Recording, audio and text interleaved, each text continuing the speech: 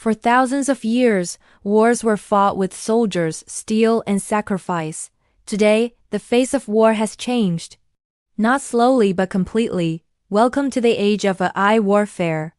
In the past, victory often depended on sheer numbers, on the size of your army. Today, it depends on networks. AI-powered drones can identify targets, track movement, and strike with precision, sometimes without a human ever pulling the trigger.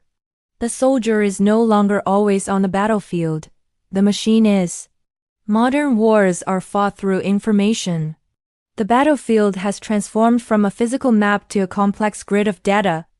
AI can analyze countless satellite images, predict enemy behavior, and find weaknesses in a matter of seconds.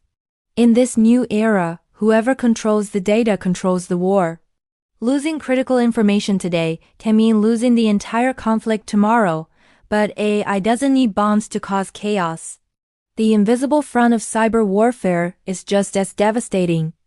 AI-driven cyber attacks can shut down power grids, disable hospitals, freeze financial systems, and collapse communication networks, all without firing a single bullet.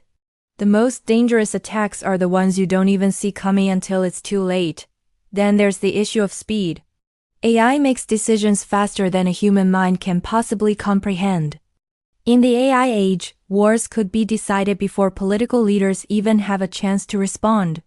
This incredible speed also increases the risk of catastrophic mistakes, rapid escalation, and unintended wars.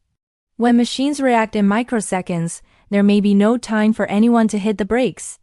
This brings us to the profound moral dilemma.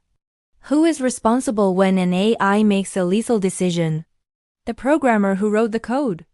The commander who deployed the system, or the machine itself?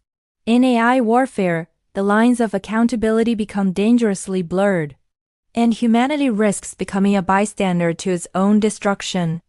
Wars in the AI age are quieter, faster, and more dangerous than anything we've ever known. There might be less blood on the battlefield, but there is far more power concentrated in fewer hands. The greatest threat is not the machine itself. It is how we as humans choose to use it. Because the future of war will not be decided by courage alone, but by code. Thanks for watching. If you found this topic thought-provoking, consider subscribing for more deep dives into the technology shaping our world.